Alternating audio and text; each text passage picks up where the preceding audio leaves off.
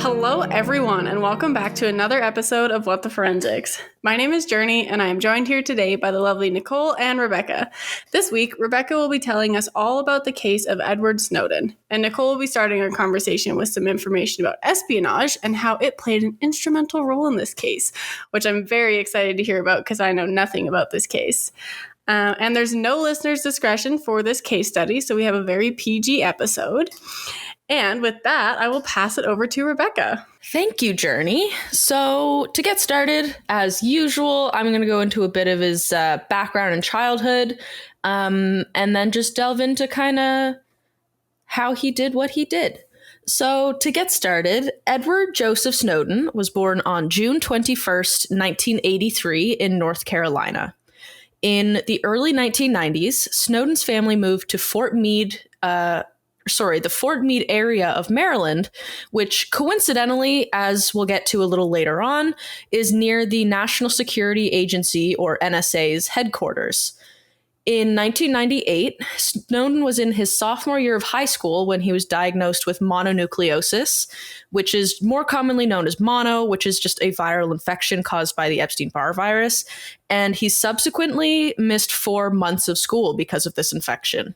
Snowden was informed when he returned that he would be required to repeat the grade as a result of his extended absence, but instead of doing this, he just decided to drop out of high school and enroll in a local community college, taking 2 classes a week. So Snowden continued with these college courses until 2004, and while he didn't earn a college diploma, he did get his GED, which is the equivalent to a high school diploma. Sometime after this, Snowden started doing some freelance web design work for someone that was in one of his classes at the college he went to, and it was through this work that he realized not just how much he enjoyed this type of work, but also how good he was at it. And because of this, he took a Microsoft certification course at the Computer Career Institute of a Johns Hopkins University satellite campus to further his career in web design and technology. Although Snowden enjoyed the work that he was doing, after 9/11, Snowden ended up joining the US Army because he wanted to prove that he was not just a, quote, brain in a jar. He was very successful and almost became a candidate for the Special Forces. However, prior to being enlisting, I'm not sure the proper term, into the Special Forces, he had to actually leave the Army after getting multiple stress fractures on his tibia during training. So after the Army, Snowden returned to the community college where he received his GET to take more classes that he hoped would advance his career in technology and intelligence because he still wanted to serve his country in some way, even if it wasn't in the physical sense. So Snowden knew with his technological background that he wanted to work for an intelligence agency, but he also knew that to do this, he needed high-level security clearance to work for one. So he first got a job as a security guard at the University of Maryland's Center for Advanced Study of Language, because he knew that they were sponsored by the NSA and that they would sponsor his application for the Single Scope Background Investigation, or SSBI, which is basically just an investigation that the US government conducts into applicants. And if an applicant is successful, it means that they would gain top secret sensitive compartmented information clearance, or TSCSI security clearance for short, even though that's not much shorter. I couldn't find a lot of information on exactly when, but eventually Snowden did end up passing his SSBI and he gained the TSSCI security clearance. So in 2006, after receiving this clearance, Snowden was offered a job with the CIA and was assigned to work in the Global Communications Division at the CIA headquarters in Langley, Virginia. And it must have been clear how good he was at his job, because within the first year of working with the CIA, Snowden was sent to the CIA School for Technology Specialists for 6 months, and this is in a secretive location, if I remember correctly. So in March of 2007, after completing the CIA School for Technology Specialists, the CIA then stationed Snowden in Geneva, Switzerland, with a diplomatic cover where he was assigned to the U.S. permanent mission to the United Nations to maintain their their computer security network. I read that he was actually undercover as a government, under diplomatic cover, but like sources kind of said separate stuff. But basically what we need to know about this is that he worked for the CIA in Geneva, Switzerland, with the U.S. permanent mission to the UN, where he had access basically to all their security systems and information inside it.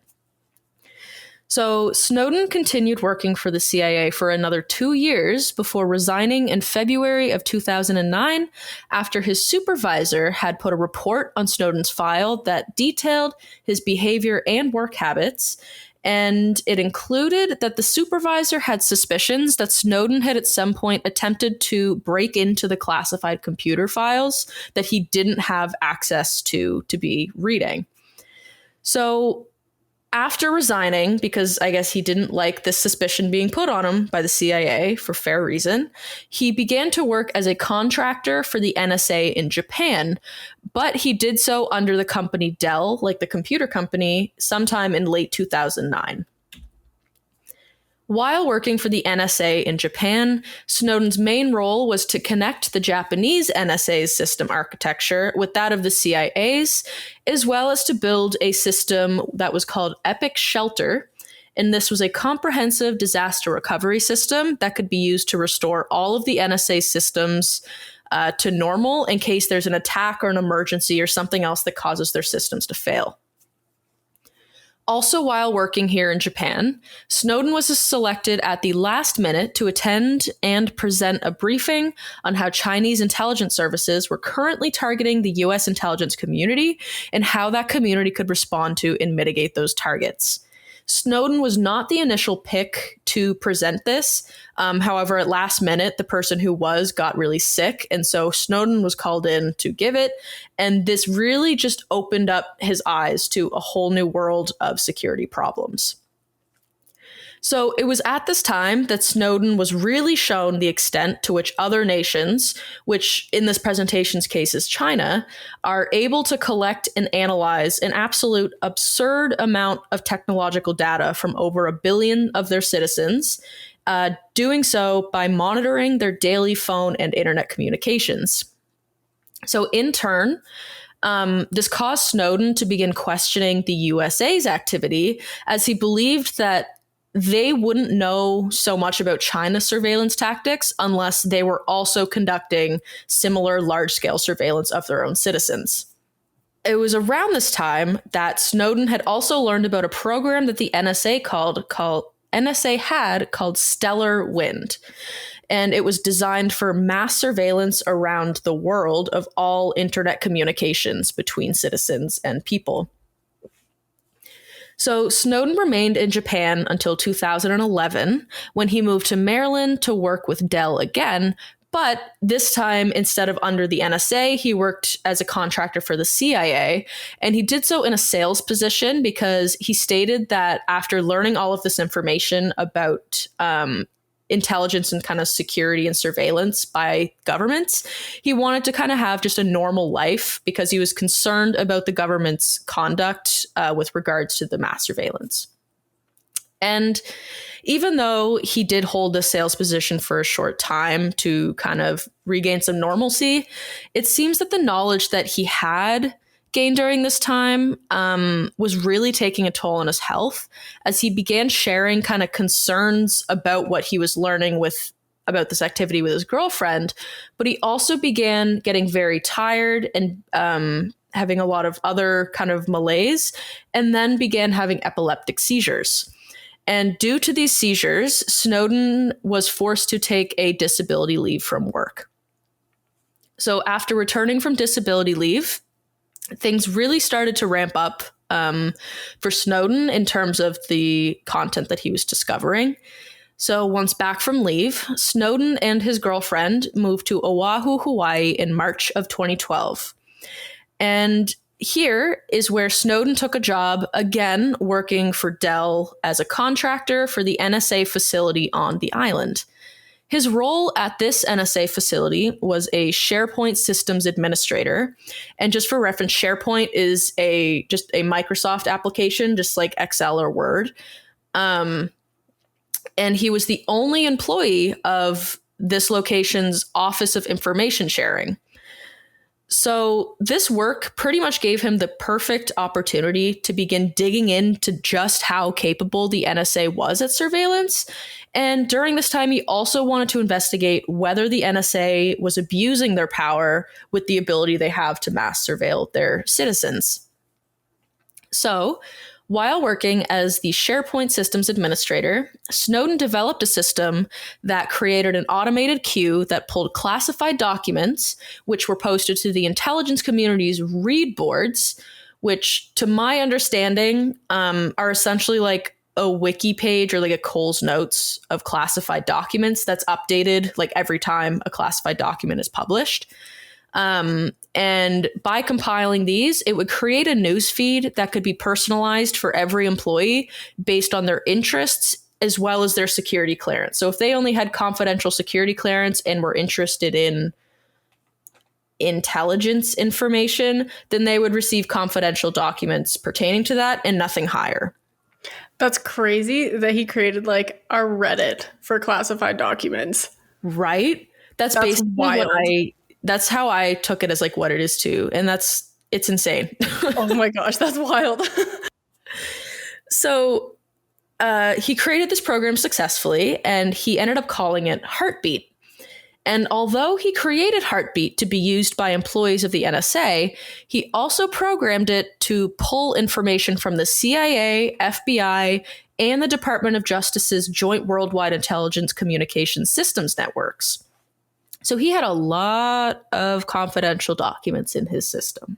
That's crazy. Yeah. And in addition, as if creating a Reddit for all the most highly secretive documents in the US government wasn't enough, his program also stored a copy of every single document that its server scanned. So it was through Heartbeat that saving copies of all of these it was through Heartbeat saving copies of all of these highly classified documents that Snowden was able to learn the full scope of the NSA's widespread surveillance of everyday citizens and collect evidence of his findings prior to becoming a whistleblower. Snowden actually later stated that almost every document that he leaked to the press, he had gathered through his Heartbeat servers. Was he asked to create this thing? I'm not positive if he was specifically asked to create it. I couldn't find it, but his higher ups did know he was doing it and had no problem. And the people who ran like the systems administrators for like the FBI and CIA, like who he was collaborating with and getting documents from, like even those organizations were in on it. So it's what the heck? Yeah. So this was very much just like it was literally like a too long didn't read for like every government employee that has like top secret clearance. Yeah, no doubt. Oh my goodness. So did they just like hope that it wouldn't get into the hands of the wrong person and then say it did? And they were like, oh, that was bad. We actually didn't approve of him doing this. Like, did they just turn their backs on it after? They definitely didn't turn their backs. The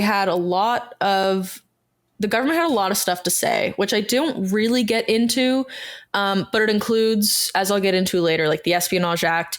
And then there was a civil lawsuit on the book that he released after all of this happened. And I think there was multiple other proceedings about like the lawfulness of Heartbeat, if I remember correctly. But basically they couldn't do much about it because they knew he was creating Heartbeat and knew what the purpose of it was to spread this information easier to the employees. Mm-hmm. So there's nothing they can really say to to not be accountable for this to some extent. Interesting. Yeah. His security clearance must have been like really high if he had access to like every single document of every single US government agency. Like, so that crazy. is something that I didn't really get into, quite frankly, because I didn't understand it and I didn't want to be wrong about it. But it's something to do with, in his autobiography, he explains that like in order to get access to this top secret information, there was like a key, like a token on all of the computers that I think it was like automatically destroyed if someone tried to replicate it. But because he was creating Heartbeat for everybody, no matter the level of security clearance, he had to have access to all of them simply so that he could program his program to be able to access them. So I think they just kind of hoped he wouldn't look into them and didn't think Heartbeat was necessarily saving the documents. But in reality, they were. That is crazy.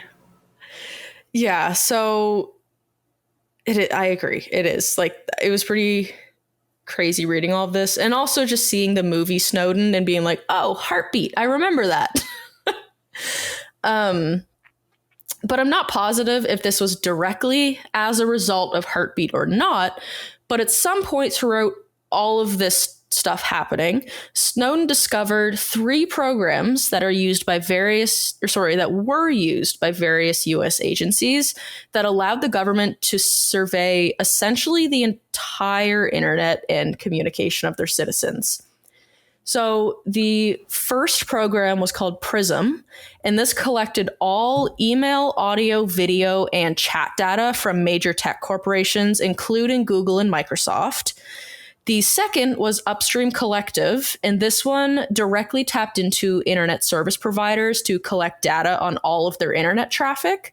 And the third one was X Keyscore, which to me at least is one of the scariest because it allowed people, like anyone with access to X Keyscore, could search for any person they wanted and see basically everything about them, which included all of their emails, all of their internet search history, their social media presence and history. And in some instances, if they had computers, laptops, phones with cameras that weren't protected, they could even turn on these people's cameras and see live video. Holy shit. Scared the shit out of me, to be honest. Oh my gosh. That's terrifying. My question is just how? Like, I don't like the morality of that, and like, I don't know. Yeah. I don't know. Yeah. My question is why? Yeah. Like, why? Yeah. Why do you need to do that? I wonder the same. I think part of this is like a direct correlation to 9/11 and the ramp up in security after that, thinking, oh, if we have all of this access, then we can potentially stop a future terrorist attack. But it very quickly kind of just spiraled into, let's see what we can catch people doing and surveil everyone, even if they're like the most innocent person there is. Yeah, where do you draw the line, I guess? Yeah. That is bonkers. I know. It's honestly scary. Yeah. So obviously this has to have been in violation of one of the amendments of the US Constitution. And it was in violation of the 4th Amendment. However, 3 of the top government agencies, basically that like the government knew what these agencies were doing and they just put it under the rug. They didn't care that they were not abiding by the 4th Amendment. And so in realizing this, Snowden kind of realized that this is way bigger than just one organization. The government knows about it and uses it, and that if he wanted to get this out and try to put a stop to it, he wasn't going to be able to go to any of his colleagues or even higher up to stop this because they're all okay with it. That's so scary because it's like, how do you fix that if everyone you would go to is like essentially corrupted? Yeah, exactly. It's like the whole of the intelligence community was probably a lot still is, but like at the time, pretty much all of it was corrupted because the government knew what they were doing and was like, yeah, it's okay. It's protecting us. It's fine. It's a necessary evil, but like, Yeah, I don't like it. I don't like it.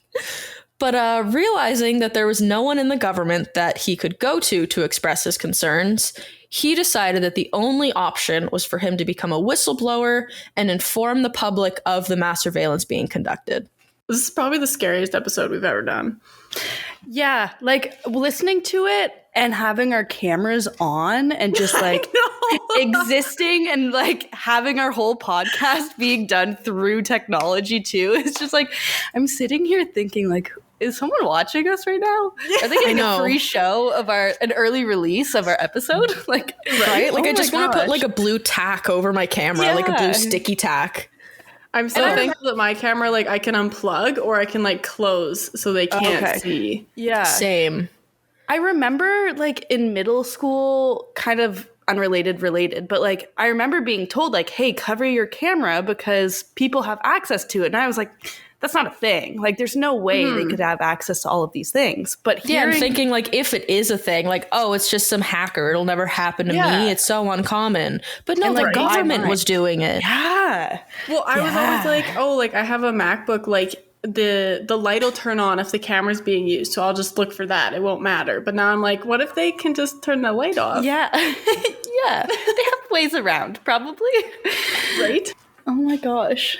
So getting back into it in kind of his, I wouldn't say down spiral, because I think him whistleblowing was like vital for humanity. But knowing that he might be doubted or deemed crazy by people in the public if he didn't actually have proof to corroborate his claims, Snowden got to work kind of finding his proof. So in January of 2013, Snowden anonymously contacted a documentary filmmaker named Laura Poitras. I'm sorry if I'm saying that wrong. I'm not positive if the S is a silent or not. And he offered to share the information that he had regarding the intelligence community. It was around the same time. Sources varied, but it was like within a month of contacting this filmmaker. He also contacted a journalist and lawyer for the publication The Guardian, whose name was Glenn Greenwald. I'm curious, like, one thing that I keep thinking of is, like, where would we be today if Snowden hadn't released this information, or if, like, he wasn't believed? If he, took it to the public and everyone said, yeah, right, and then left it at that. Or, like, what's the equivalent in Canada? Yeah. Like, I don't know if there is a whistleblowing case that's to this extent of, like, what's going on in Canada. Like, what don't we know about? Because it wouldn't be, like, far off to assume that we'd have something similar, like with being a large nation, like the States and whatnot. You would think we were kind of on par in the government and technology and whatnot. Oh, yeah. No, it definitely makes sense that, like, someone's watching. Yeah. Someone's paying attention. But, like, who and why? And, yeah, right? Why do you need to see me, like, my triple chin on my keyboard eating my snacks at night? Like, yeah, sometimes my search history is a little sketch, but I have a forensic podcast, so I don't know. I'm sorry. Yeah, like, just let me research true crime in peace. I don't want the fear of the government looking at this. Literally. Yeah. I'm not going to do anything about it. I have weird questions sometimes. Who will know? I'll let you know if I'm going to commit a crime. Yeah. So, yeah, I also wonder what Canada has. I didn't even think about that doing this, but they likely have something. But anyways, in January 13th, as I had said, Snowden anonymously contacted multiple people. He did so using multiple methods, but one of which would be like the first one thought of for anonymity is to use a fake name or kind of an online alias. So there were multiple. I tried to look them up just now because I didn't have the forethought to write them down.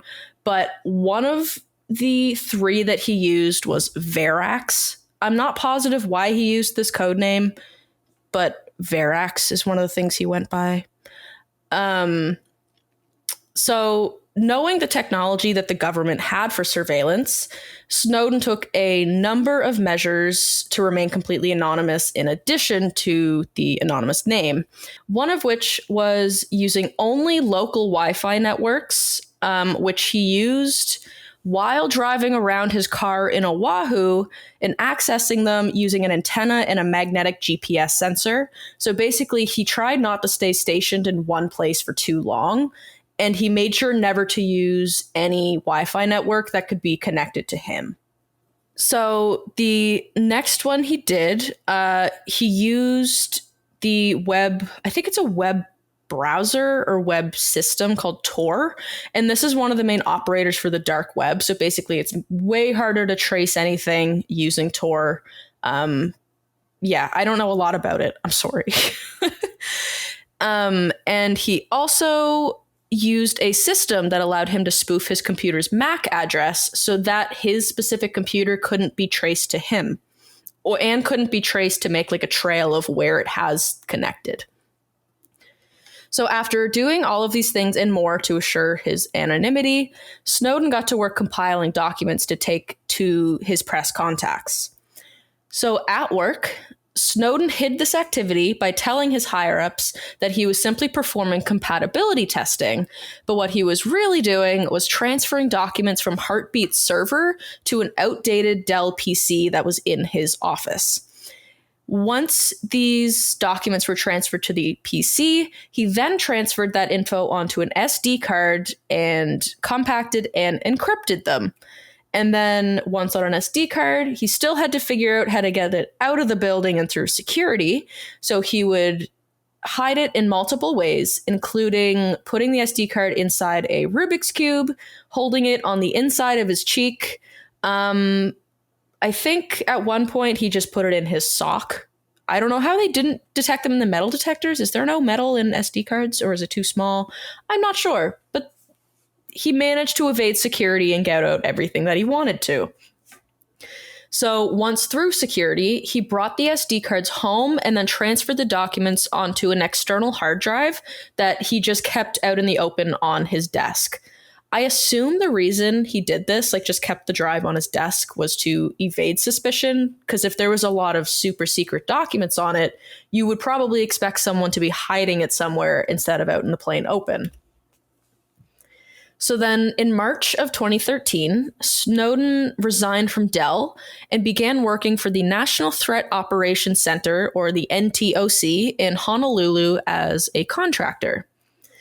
And again, I'm not positive if the move to this job with the NTOC was solely for the purpose I'm about to say, but just based on what we spoke about earlier, I believe it is.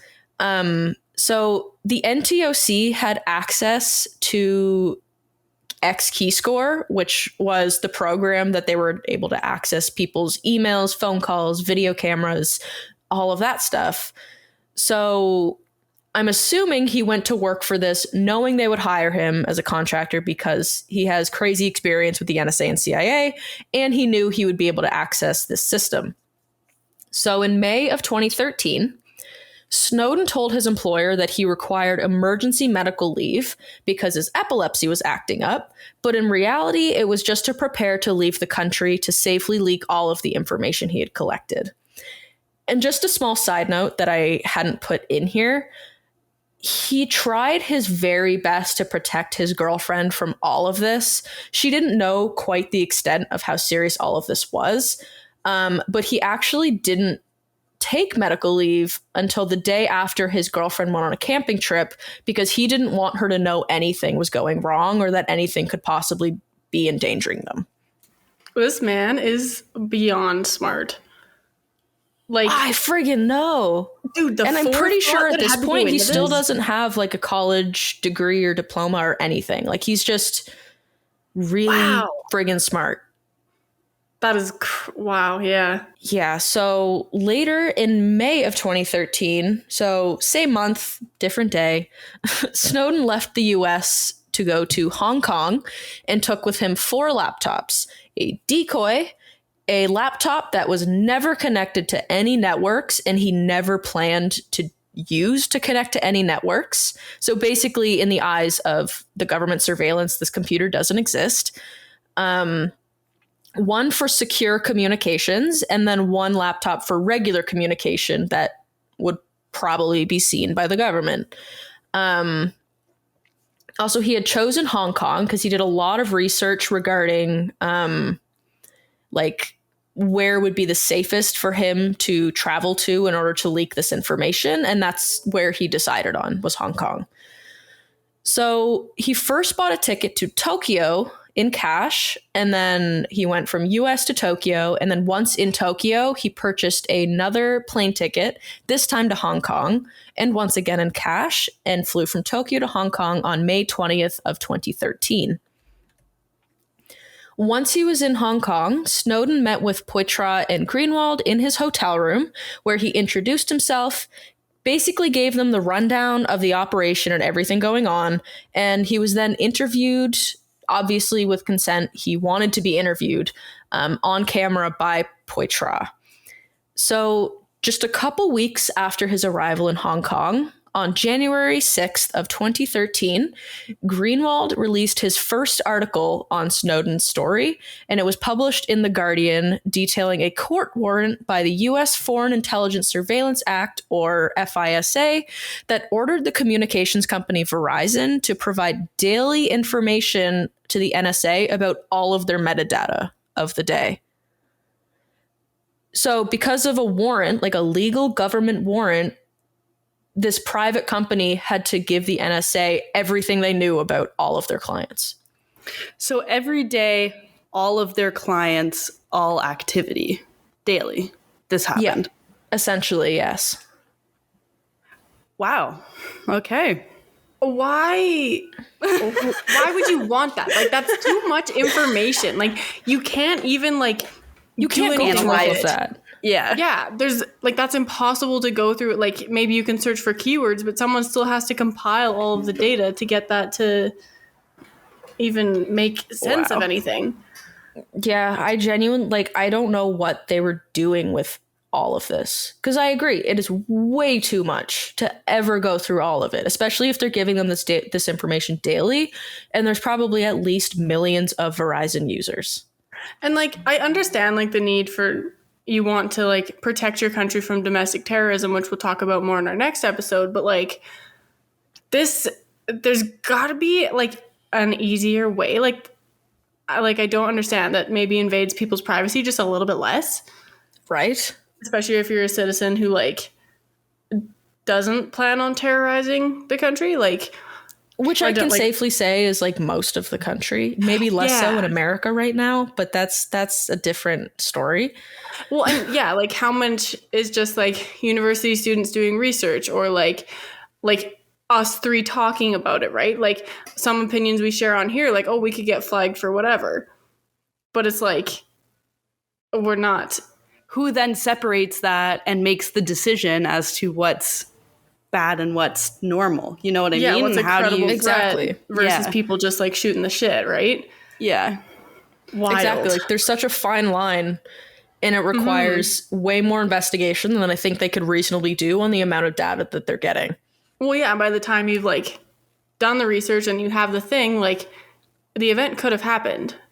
Like, it's not going to be an immediately, whatever, bonkers. Absolutely. So going back one sec, I think I got the date wrong on the first article. I believe the first article, and it's literally a day's difference, not June 6th. I think the first article was released on June 5th, because on June 6th, the second article was released by Greenwald. And this one, again, because he was a journalist for The Guardian, that's where it was published. And this article detailed the program Prism, which, as we said earlier, collected all email, audio, video, and chat data from major tech corporations. So after this, the Washington Post, I wouldn't say they caught on, because Poitras was involved in writing these articles as well. So June 6th, Greenwald posted this one about Prism. And on June 7th, the Washington Post released an article about Prism as well, this time written by Poitras and one other person who worked for the Washington Post. It was only 2 days later, after all of this had obviously basically shit hit the fan. Everyone's like, what is going on in the government? On June 9th, Snowden revealed his identity to the public through a published video interview that was taken by Poitras, and they published it on The Guardian's website. And pretty much as soon as Snowden revealed his identity, the US government charged him under the Espionage Act and formally requested his extradition. And coincidentally, I really don't know if it was like they were doing this just to spite him or it was just bad timing, but the extradition was requested to occur on June 21st, which was Snowden's 30th birthday. He wasn't even 30 when this was going on? No. Wow. I know. I was blown away by that. Oh my gosh, I have so much potential left. Go find Canada's secrets. You have time. Yeah. So I don't know time. that I want to do this. So, preceding this extradition request, Snowden attempted to travel to Ecuador to seek political asylum. However, most of the routes to get to Ecuador from Hong Kong would take him on some route through the USA, which of course would automatically get him grounded and extradited or charged and put in prison. So he ended up having to try and take a very convoluted route to get there. And the first stop on this journey to Ecuador was Moscow, Russia, which also happened to be his last stop on this journey. Because once he arrived there on June 23rd of 2013, he was pulled aside and questioned by a Russian Federal Security Service agent, or an FSB agent, who asked Snowden if he would consider working for the FSB for Russia. Snowden basically told them, no, I have no intentions on staying in Russia. I'm actually leaving like tonight. And the FSB agent, that's when he informed Snowden that he was not going to be able to leave Russia because the US had already canceled his passport. Wow. Okay. Yeah. So first thing Russia does is like, hey, do you want to work for us? And he's like, no. And they're like, okay, well, you can't leave anyways. Wow. How very Russian. So ultimately, Snowden was kept in detention in Russia for 40 days. And during this time, he applied to political asylum to 27 different countries, every one of them failing. Wow. Eventually, on August 1st of 2013, Snowden was granted temporary asylum for 1 year by the Russian government. So he was let out of detention and he was on temporary asylum. So he was kind of limited on where he could go in Russia, but they weren't going to extradite him. They weren't going to hold him for any crimes. So after being granted temporary asylum, in August of 2014, 6 days after his asylum had expired, just going back slightly, it was a pretty uneventful year for Snowden in this time. I think he did a couple interviews and stuff, but like he was in Russia and the US couldn't get to him. So he was just kind of chilling. So 6 days after Snowden's temporary asylum had expired, his lawyer had announced that he had actually just been granted a 3-year residency permit in Russia, which allowed him to travel freely and also allowed him to travel outside of the country for up to 3 months in the year. So in October of 2020, Snowden was applying to renew his residency permit again. However, instead of giving him a 3-year residency permit, the Russian government granted him an unlimited permanent residency, meaning he was able to stay in Russia and I believe travel freely within Russia and outside of Russia, probably only in places he won't be extradited, for as long as he wanted to live there. So following Snowden's whistleblowing of the constitution-breaking practices of the US government, in 2015, the US Senate imposed various reforms to the laws that would no longer allow government agencies to conduct bulk collection of Americans' phone records. And they called this law the USA Freedom Act. And despite there being talks of pardoning Snowden throughout both the Obama and the Trump presidencies, To this day, Snowden is still technically a wanted man under the Espionage Act and has not returned to the US since leaving in 2013. So to this day, he still resides in Russia and now lives there with his wife and his younger son, saying that he still loves the US, still hopes to raise his son with the US values. Is this wife the girlfriend that he had way back when that went camping and then he did all this during her camping trip? I don't believe so. I honestly didn't find that. I think they did end up breaking up because he just didn't want her to drag her into this while like everything was so uncertain. That makes sense. Yeah, but I'm actually gonna look it up really quick. It's still her. Yes, we love a good story. It's still her. What a romance novel story that would make. I know. Travels with her frig words are hard. I traveled with yes. She stuck with him through it all. Yeah. So in terms of things I have specifically written down, that's the whole story of Edward Snowden and why he's considered a whistleblower and why he is wanted under the Espionage Act by the United States. There has been a lot of reform in the years since he did all of this because understandably the public was very mad. One of which was one of the largest reforms that I briefly mentioned, which was the USA Freedom Act.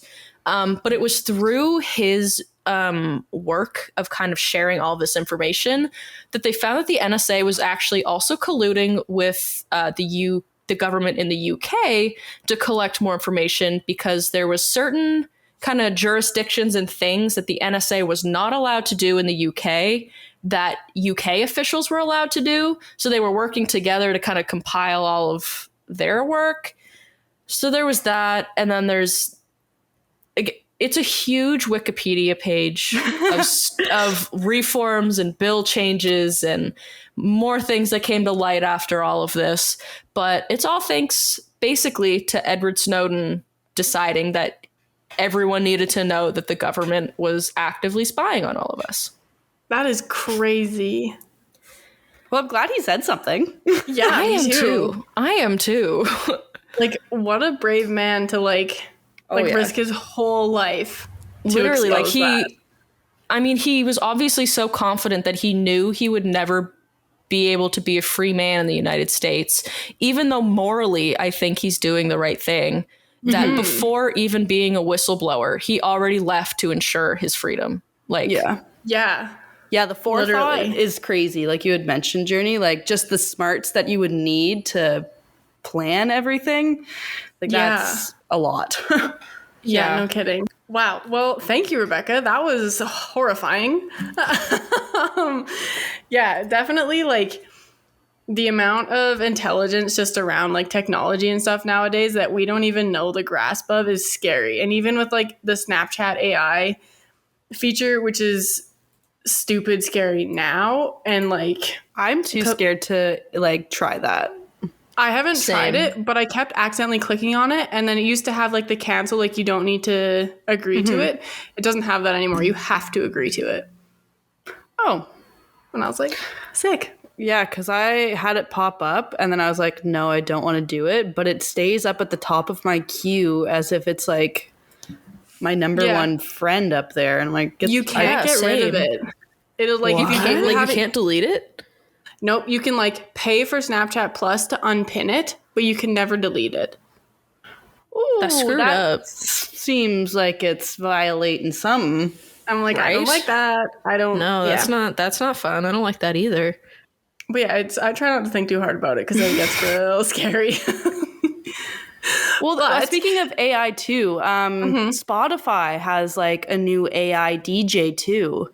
Oh, I didn't know that. That thing is so crazy. Ben and I both use the Spotify DJ, and it's really good at predicting things that I'll like.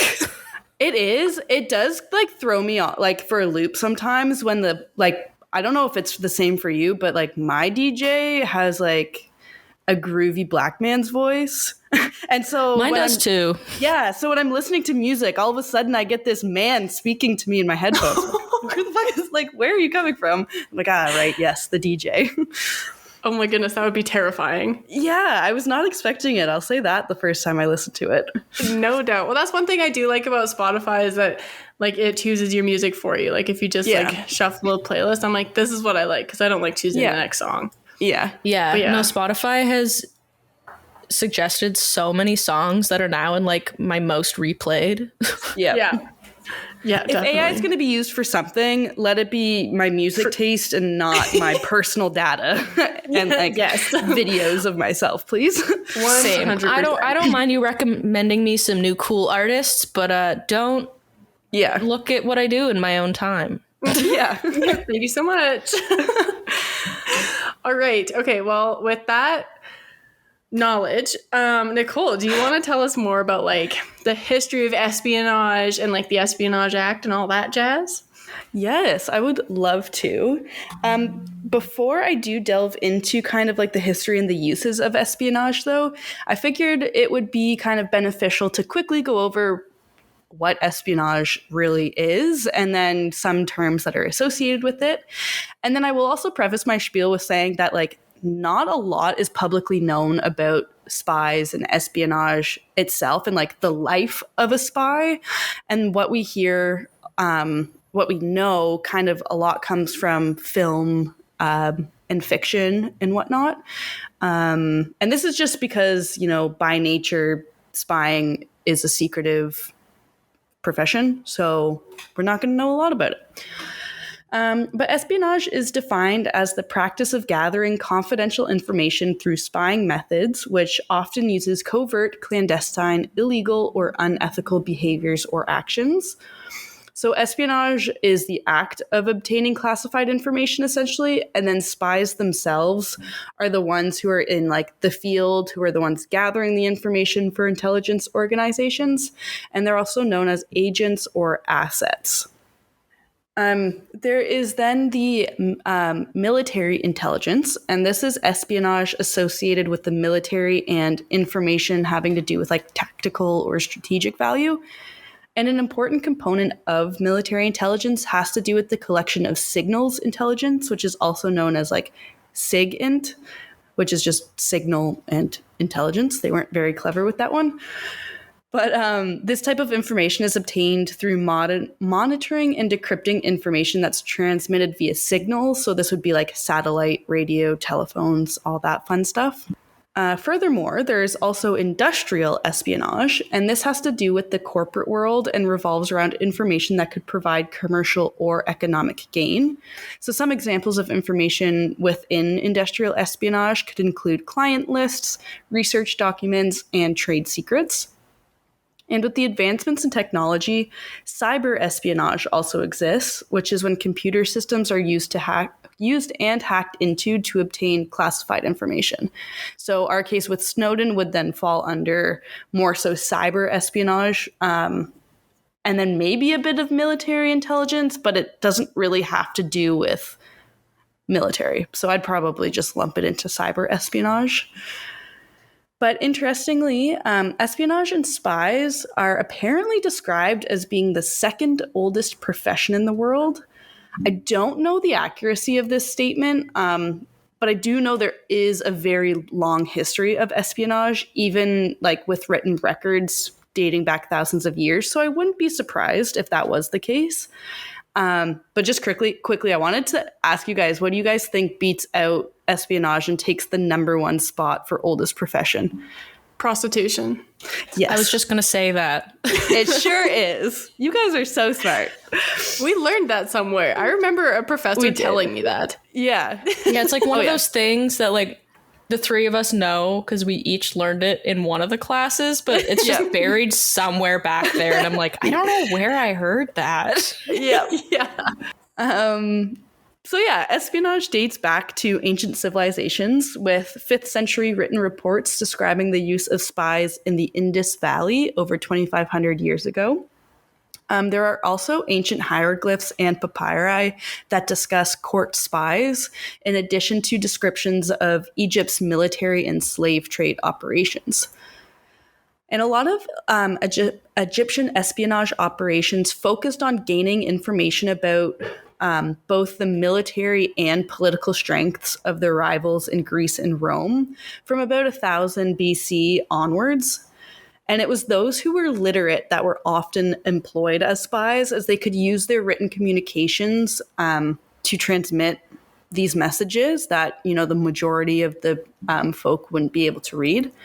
That's kind of crazy. Like, their encryption was just writing. Yeah, it was just writing.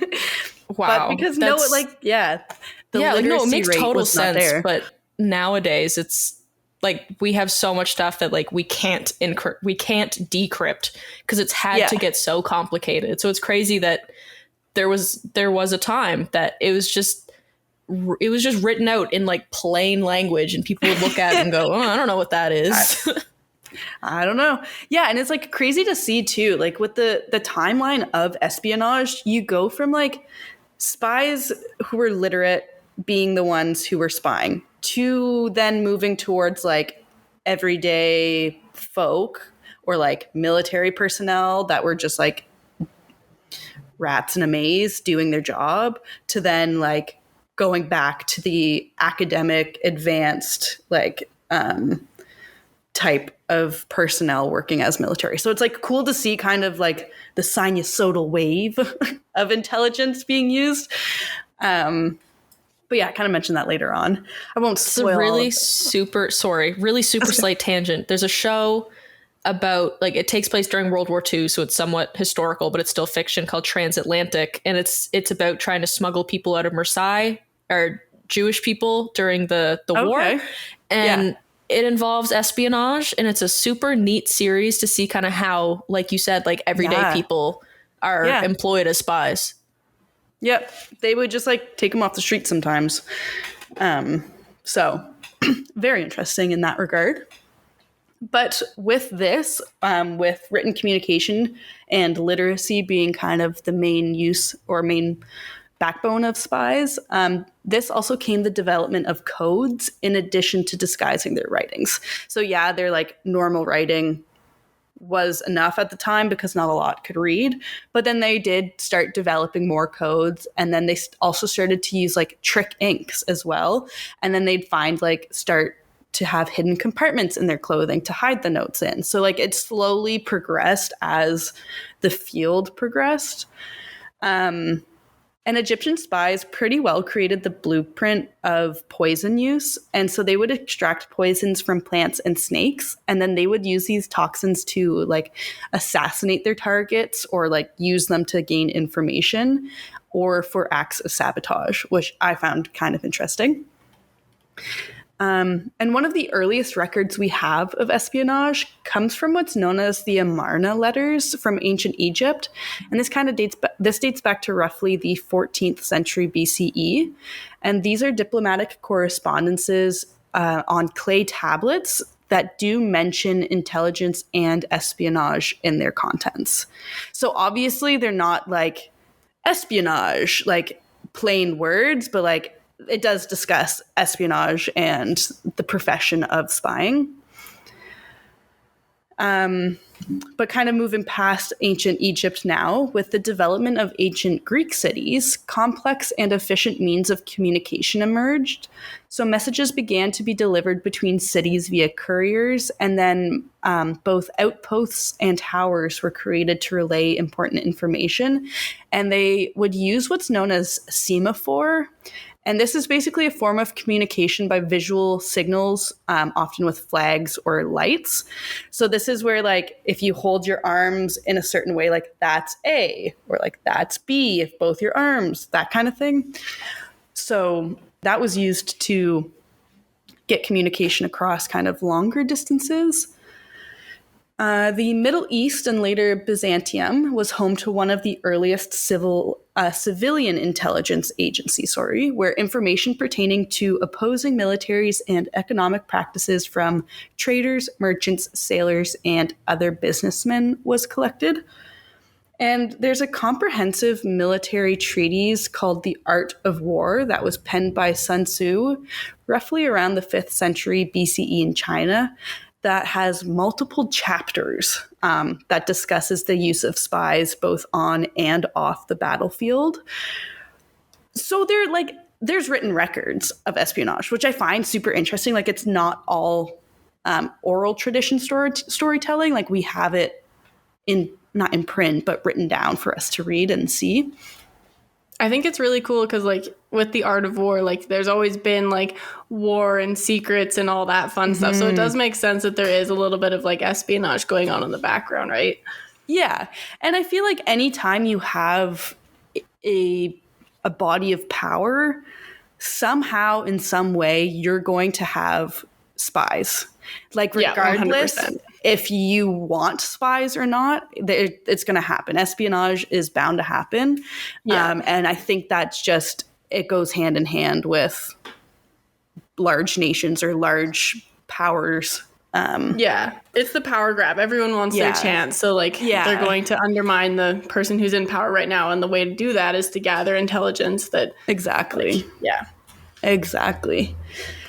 But out of all ancient civilizations, it's actually said that the Romans relied on espionage the most, and they also developed the practice more than any other civilization, apparently. And the most famous case of espionage in Roman times actually has to do with the assassination of Julius Caesar on March 15th of 44 BCE. While the exact details of what happened during this day and this event are still a bit of a mystery and still remain murky, records have shown that Roman spies did know of the assassination plot, and they even told Caesar about the plot. They gave him the names of several conspirators, but they just chose to ignore the information, and then this ultimately led to the assassination and murder of Julius Caesar. So I don't know, like... I don't know, my side thought process tangent on this is like, why would you have spies to collect information to not listen to the information they're providing? Right? Like, I don't know if that was just like whatever, I'll be fine kind of like, they're not going to hurt me situation, or obviously something else had to do with it, but... It makes sense that that's the most famous of Roman times. Because, I mean, even Shakespeare wrote a play on it, like Et tu, Brute. Like, his right-hand man was involved in the assassination of Julius Caesar. Yeah. My only knowledge of Julius Caesar comes from Julius Shakespeare, or Julius Caesar by Shakespeare. So, nice. But Et tu, Brute. Moving on a bit past the Roman period now, we'll move into the Middle Ages. Espionage was more so confined to wartime or local service after the collapse of the Roman Empire, and was predominantly seen in like large nation states such as France and England during the 9th and 10th centuries. However, like, espionage was also seen within diplomatic settings.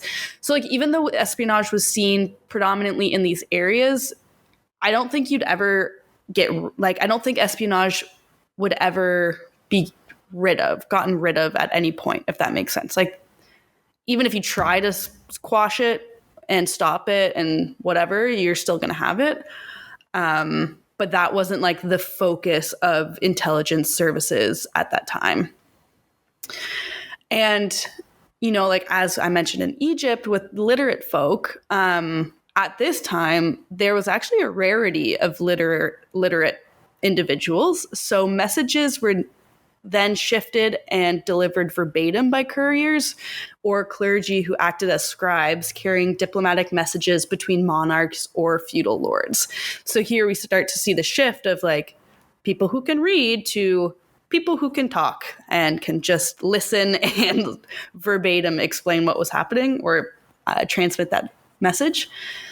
But complicated allegiance networks started to form in conjunction, with these feudal systems. And this then gave rise to new laws that would prohibit treason, double allegiances, and political espionage against allied lords. And I don't know if you guys know much about the Crusades and the Inquisition. I myself do not know anything, so it was interesting to read about this. But espionage actually played a really large role within the Crusades and the Inquisition. And the First Crusade in 1095 employed spies to report on defenses surrounding Constantinople and Jerusalem. And by the 13th century AD, church councils established laws that would prosecute heretics. And a heretic is someone whose opinion pretty well just goes against what's generally accepted. And anti-clerical political leaders after the Crusades. And so these new laws that were established, this time period was what became known as the Inquisition. By the 14th century AD, Roman and Spanish monarchs had secret police forces that would carry out mass trials and public executions of heretics and political dissidents. And then transitioning that kind of into the Renaissance era, Niccolo Machiavelli, he was an Italian diplomat, author, philosopher, and historian. He published a series of books that discussed the qualities and actions that made a good and effective ruler. And in these books, Machiavelli pretty well said that espionage should routinely be used by rulers because deception and spying would help protect them and protect their power and their interests. And yeah. So he was like, oh, I just hit my mic. He was like, yeah, spying's great. Keep it up, Yeah. So we have him to thank for this mess. Yeah. I can totally understand why Machiavellianism is not a positive trait. Right? Yeah. Yes. I was thinking that when I was writing it too, I was like, because I know the name Machiavelli, but I know it through Machiavellianism and the traits and not great traits. So this makes sense. This really does part of the murder triad. Something like part that. of the dark triad. Yeah. The dark triad. That's what it is. Yeah. Okay. Yep. Wild. Yeah, that's great to be associated with. Jumping now to the late 1500s, the premier Renaissance era spy network was developed, and this was developed by the English royal court. And Queen Elizabeth I was a big espionage fan, and that is when it was her men doing the spying. And she even lobbied for the expansion of intelligence services in addition to the Navy. So she thought that spying was such a great thing that she actually wanted more of it and it to be more prevalent through the royal court and her areas that she ruled. So, yes, okay. But the Elizabethan court contributed to the employment practices surrounding espionage. So we went from literate to non-literate to now straying away from the haphazard, ill-trained volunteers or the military men, but rather focusing on the employment of linguists, scholars, authors, engineers, and scientists as spies. And so these individuals could better gather and analyze, the information that was obtained, rather than just being that middleman to transmit a message. Rather than just telling someone, taking it from point A to point B, transmitting that, you now had someone who could decode, depiece, look into it all a bit more. Technological advances during this time period also greatly impacted the field of espionage. The development of small firearms, invisible inks, and the rebirth of complex mathematics were seen, which contributed to the revival of encryption and coded messages. It wasn't until around the 1700s to the 1900s that espionage say that it hits its greatest development point, though. Surprisingly, considering we've already seen just a whole bunch of advancements already. But the Industrial Revolution also revolutionized espionage because of all of the new gadgets and gizmos that were available to spies. There were also advances in chemistry that affected everything from dyeing, as in clothes dyes, D-Y-E-S, not D-I-E-S, and inks to poisons and acids. A small little interesting tidbit too, in one of the sources I was reading, they mentioned, quote, the discipline of forensic science added scientific methodology to the investigation of crimes and the analysis of intelligence information, end quote, which I thought was pretty cool, kind of seeing that full circle connection to forensic science. Definitely wasn't intentional, but I'm glad that I stumbled upon that. And in 1837, what's known as the daguerreotype, someone can correct me on that, was invented, and it was critical in the continual growth of espionage, although it wasn't until the 1860s that it was used more commonly. And this device was basically the first practical form of photography that allowed agents to show, as they actually were, the targets that they were trailing or the documents and other interests. So rather than just having to reiterate what was seen, they could now capture what was seen and give that to whoever they needed to report to. As photo development advanced with film as well, cameras began to be made smaller and smaller, being hidden in mundane items or disguised in things. And I always think of like the little purse with the camera in it, or like carrying something with the hidden camera. Those classic spy movies, or like the cell phone shoe in James Bond, that kind of thing. On May 24th, 1844, Samuel Morse sent the very first messages via telegraph, and this was a message that was able to be transmitted within minutes compared to the extended period of time it would take to get from point A to point B previously. And this Samuel Morse is the inventor of what we now know as the Morse code. Okay, I was just about to ask that. Yeah, this is the Morse. Okay. The only knowledge required to operate this device too, or the telegraph and his code, was just having to understand how the code worked. So like if you had your sheet in front of you with what like A, B, C and all of the dots and dashes meant, you were fine. You could read, transmit, and transcribe, send messages this way. So the use of telegraphs to send messages prompted rival intelligence services to learn how to tap lines and intercept messages, though. And because of this, complex codes were then developed with the use of the telegraph, and thus the creation of specialized cryptology departments within intelligence services began to arise. In addition to kind of the technological advances in that aspect, like the telegraph and cameras and whatnot, there were also advances in ships being faster, like boats, also locomotives and railroads. These all aided the development and growth of espionage, of helping those get from point A to point B. And the ease of travel allowed for agents to pretend to actually like be tourists while traveling. So this allowed them to get into foreign places without raising any suspicion.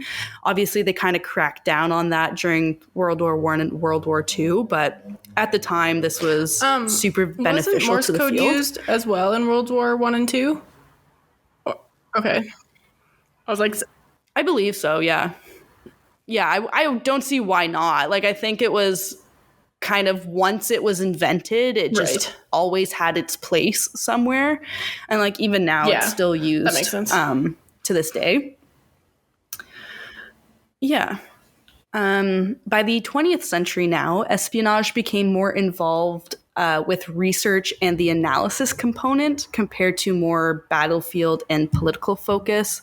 That's seen in the ancient world and kind of the ancient history of espionage.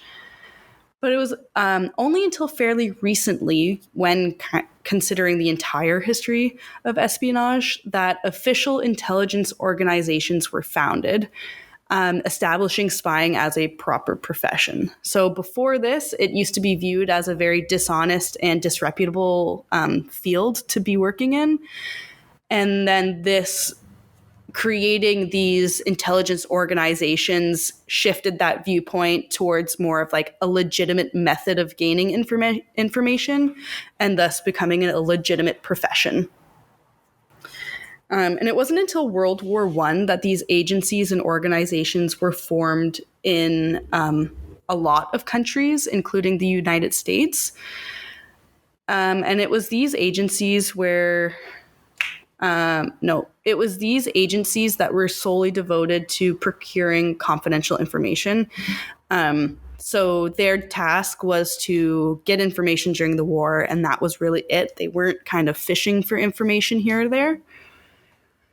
But in 1911, President William Howard Taft enacted the Defense Secrets Act, which kind of sounds like a Harry Potter thing to me. Just side note, like Defense Against the Dark Arts. But yeah, the Defense Secrets Act, which criminalized both the collection of military information as well as the sharing of sensitive information with people who lacked the appropriate clearances. I'm not sure how they kind of monitored this, or if it was more of like a word of mouth, like, oh, I got information from buddy over down the block there who doesn't have the clearance, and they're like, okay, well, we're going to go get him now. I don't know the specifics on that. Don't come asking questions. Sorry. I will preface that now. But it was during World War I that the Espionage Act of 1917 was passed, and this was a few months after the United States entered the war on June 15th, 1917, and this expanded on the Defense Secrets Act of 1911 in an attempt to bolster the war effort. So this act, which Rebecca has kind of touched upon with Snowden, this act prohibited the collection of information that had to do with national defense with the intent or reason to believe it may be used against the United States or to the advantage of other foreign nations. So basically, like, they could just say you were thinking about using it against the states and prosecute you based on that. They didn't really need a lot of information, from my understanding, to prosecute someone, which has a lot of issues in and of itself, but I'll talk about a couple. Yeah, and like to make matters worse too is that there were heavy penalties imposed under that act. Yeah, so if you were caught spying or like conducting any sort of similar activity that could impact the country's defense, you could be charged and subject to pay up to $10,000 in a fine. Oh my God, $10,000 in 1916.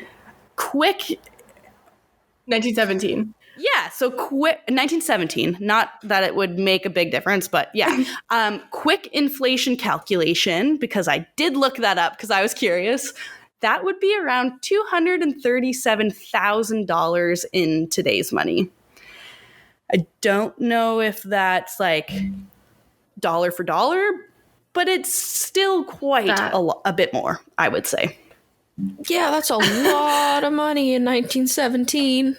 Yeah. Especially for people that like might not have actually been doing anything. They just said the wrong thing at the wrong time. You accidentally say something that can be construed as spying, and you get a $237,000 fine like today.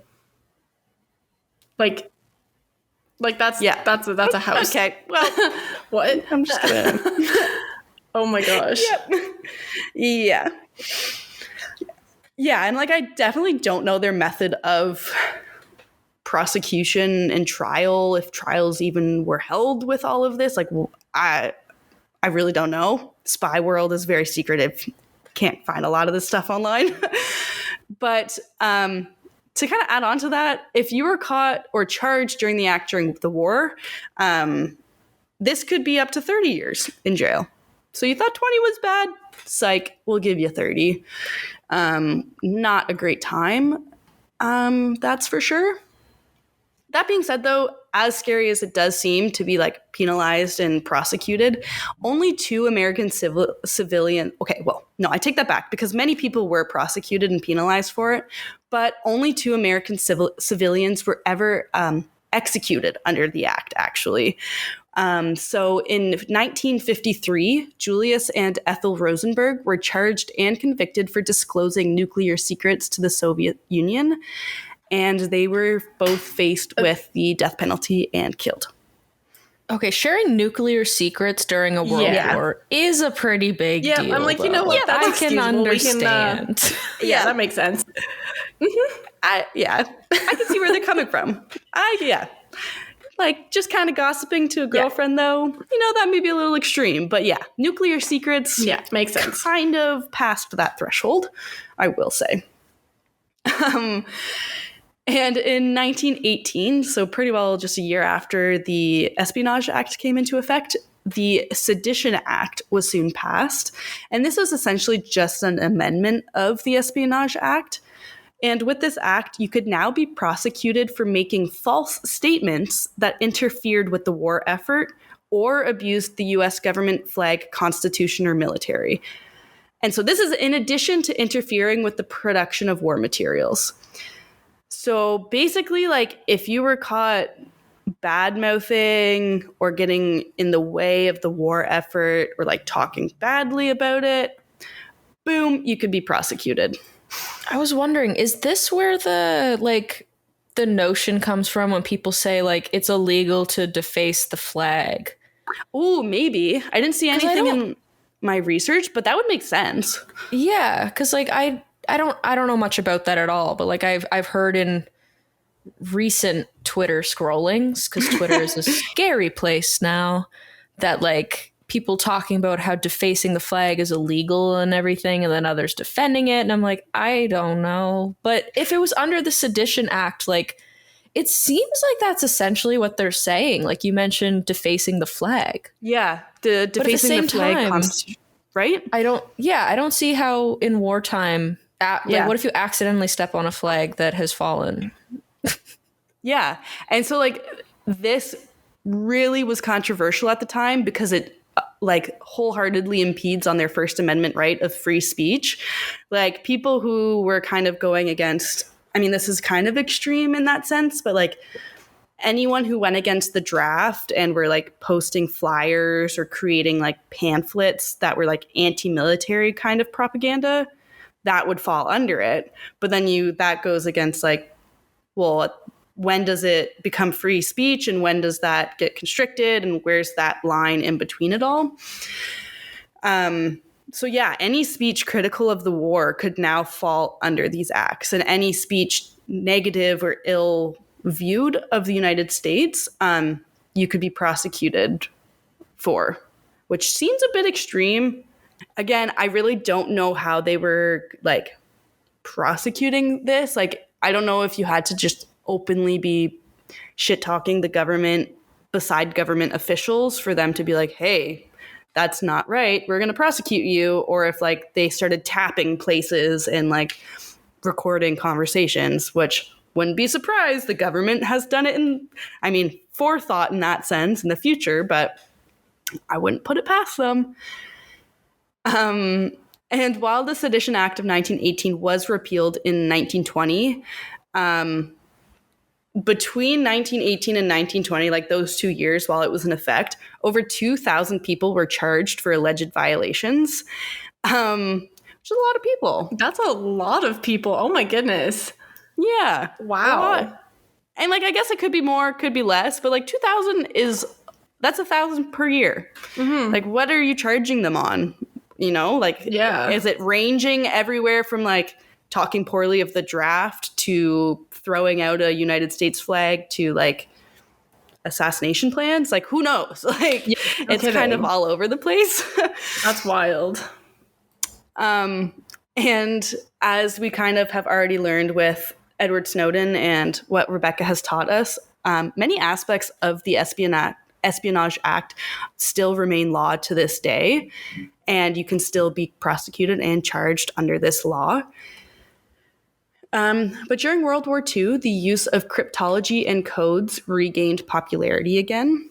And the German Enigma machine, initially marketed commercially in 1923, but soon was refined by German military, was capable of producing a seemingly unlimited number and variation of codes daily. So these codes changed daily, but the British, with the help from the Poles, were able to crack the code and allowed them the opportunity to defend themselves against German attacks and against German U-boats. The Imitation Game? Yep. One of my favorite movies. So good. Great movie about exactly that. Yeah. Go watch. Is Snowden's movie called Snowden? It is. And it is, yeah. There's a documentary, like his documentary is called Citizen 4. Okay, so go watch Snowden. That was another one of his anonymous names was Citizen 4. I love that. Okay. So those two recommendations after this. Yeah. And then Imitation Game? Yeah, that's the one. Highly, highly recommend those. And then related, book-wise, the Alice Network. highly recommend that one. It is a historical fiction based off of female spies during World War I and II, essentially. It's like the lives of two different women, one who was a spy during World War I, and to this other woman who, anyways, I really recommend it. It was quite interesting. While we're recommending things, one more. Edward Snowden's autobiography, where I got a lot of this information, which is called Permanent Record. That's it. That was my other one. Okay. That's a great name for his autobiography. Yeah. Right? I love that. Okay. Agreed. I feel like we've been lacking on recommendations, so I'm glad that we have like spitfiring them this episode. But yes, okay, so Germans, U-boats, enigmas. Now onto the Cold War. This was from 1947 to 1948. This became the era of double agents, also known as moles. And so this had spies seeking information related to nuclear weapons and the secrets surrounding it.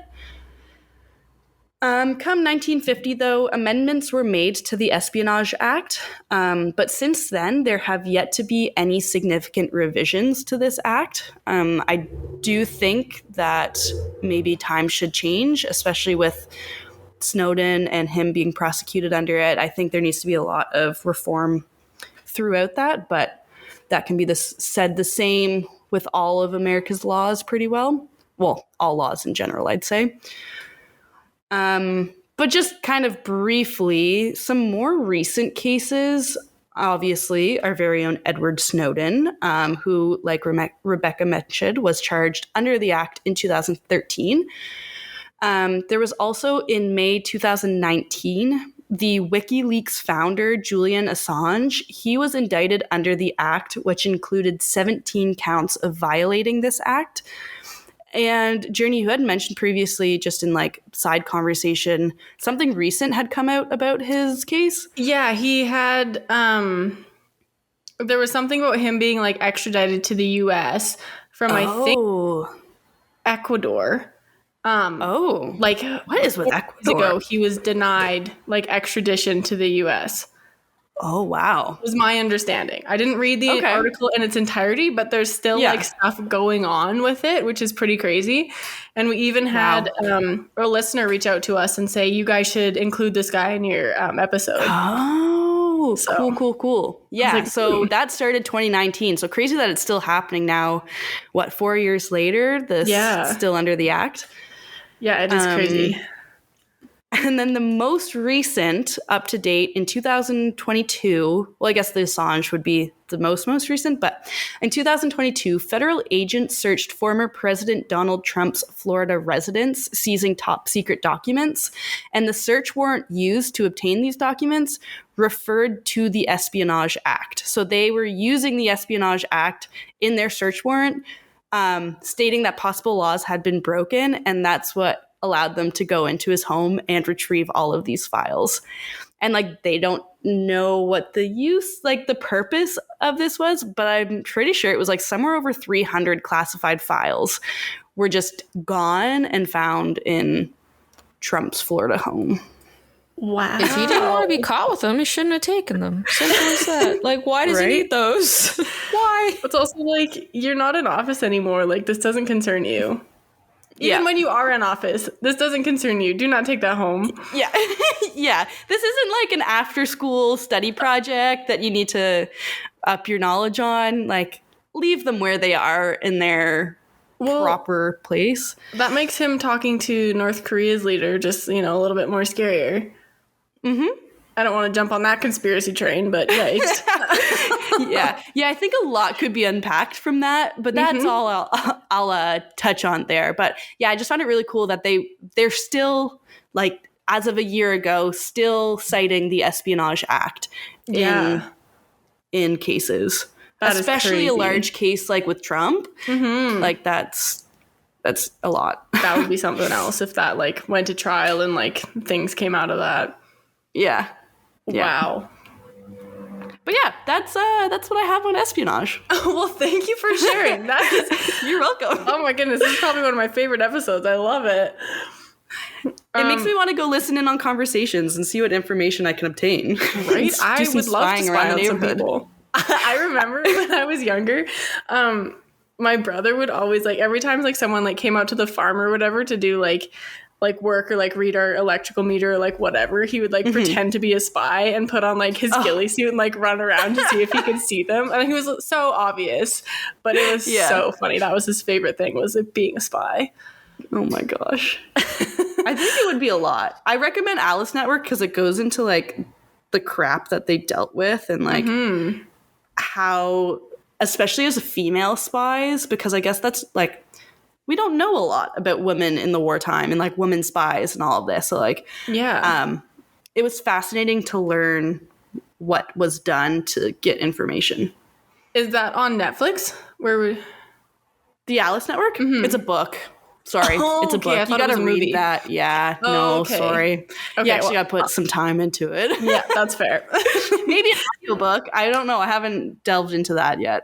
Okay, well, I'll definitely check that out. That sounds really good. Yeah. All right, well, that is our episode on Edward Snowden and espionage. We hope you guys enjoyed. Our next topic is going to be the Oklahoma City bombings and domestic terrorism, kind of fitting with our theme of, like, spies. Like, our last couple episodes have just been like, is this person a spy? Yeah. So that's kind of fun. And in lieu of a joke, I found a really interesting case that has nothing to do with espionage. But That it is showed up on okay. my Facebook, and I was like, this is perfect. So in late 2019 or early 2020, the article was written January 7th, 2020. And so I was like, and then it said a week ago. And I was like, well, I don't know. So, Okay. either way, a dismembered body that had been found in 1979 was identified as a murderer who disappeared a century earlier. And so the murderer was Joseph Henry Loveless. I don't know if you guys have heard of him. I haven't. Oh, that sounds familiar. Yeah. So he had escaped custody after killing his wife with an axe in the spring of 1916. And so they had found, like, pieces of his dismembered body, like, since 1979. Like, they found his torso in 1979, and then I think, like, 12 years later, they found, like, arms and legs and stuff. And so, and then in 2019, his remains were given to the DNA Doe Project, and they were able to match his DNA to an 87-year-old man who was living in California, who was his grandson, who had no idea that his grandfather was a criminal. Oh, shit. Yeah, and so his I have so head, many questions. I have Right? so many questions. his head is still missing. They've never found it, and they can't Who find this. dismembered him? They don't know. How did he get dismembered? See, that's my question. This is like a Dexter killer. Yeah. This is like man targeting killers. Yeah, they don't know who killed him. They can't find the saw that he used to, like, break out of jail because he was in jail at the time. And apparently he was dismembered the same way his wife was. So they think that his wife's family killed him in the same way that he killed her. Like, after they came there for the funeral, saw how she was, like, brutally dismembered, and then was like, hey, buddy, like, you're going to get what's coming to you. I guess that's another level of family bonding. Let's dismember our son-in-law. Holy shit. Literally. Yeah, so that's my fun fact, interesting case for you guys. But yeah. Wow, cool. The title of the article that I got was like, DNA evidence identifies headless corpse in cave as 1916 axe murderer. And I was Nice. like, clickbait, I will, yep. That works. Yes. That's I immediately will fall got. for that clickbait. Thank you. Yeah, exactly. All right. So, Rebecca, where can people find us?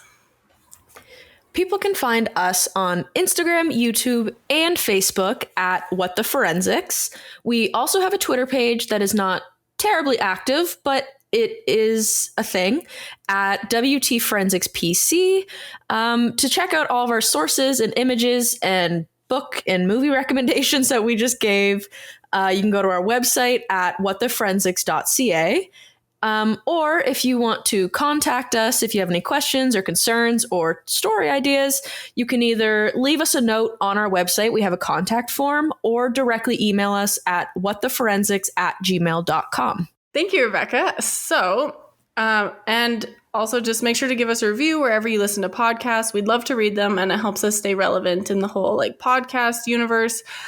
And this has been another episode of What the Forensics. We hope you enjoyed it, and we will see you next time. Bye! Just a reminder to everyone that we are not professionals in the forensic science field. We are just interested in forensics and want to share what we are learning with our listeners. We're trying to give you the most accurate information, but we are human and can make mistakes. Thank you so much for listening, and we hope to see you next week.